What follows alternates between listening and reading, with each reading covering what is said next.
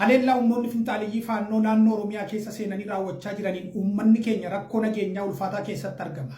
Yeroo ammaa kana waggoota 4-5 darbaniif rakkoo wal fakkaataa gaaga'ama hedduu keessummeessaa har'a ga'eera. Rakkoon kun booriftaan darba jedhamee eegamaa turullee ammallee jabaatee itti dhufee jira.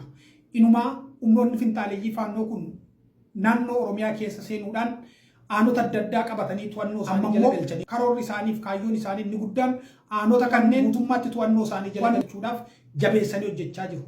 Kaayyoo isaanii kan akka milkeessaniif immoo caasaaleen mootummaa gandaatii hanga godinaatti jiran aanaa dabalatee humnoota kana kanneen deeggaran keessatti argamu.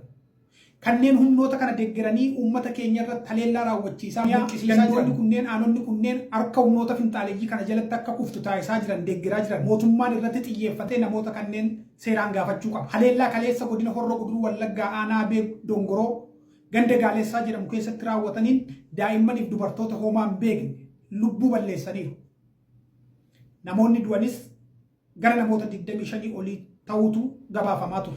Horroo Guduruu Wallaggaa keessaatii aanaan Abee Dongoroo irra deddeebiidhaan yeroo adda addaa yeroo dheeraadhaaf haleellaa kanaaf saaxilamaa lubbuun namoota hedduu dhumaa ture. Akkasuma aanaan Kiiramuu gocha wal fakkaataatu keessatti raawwatamaa ture keessatti raawwatamaa jira.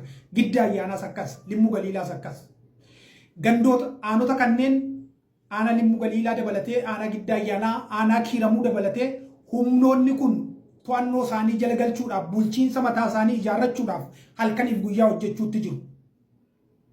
Kaayyoo isaanii kan ammoo akka galmaan ga'aniif caasaa mootummaa keessatti kan argaman kanneen mootummaan qacaree hojjechiisutu humnoota kana deeggaruudhaan kaayyoo isaanii akka isaan galmaan ga'atan taasisuutti jiru.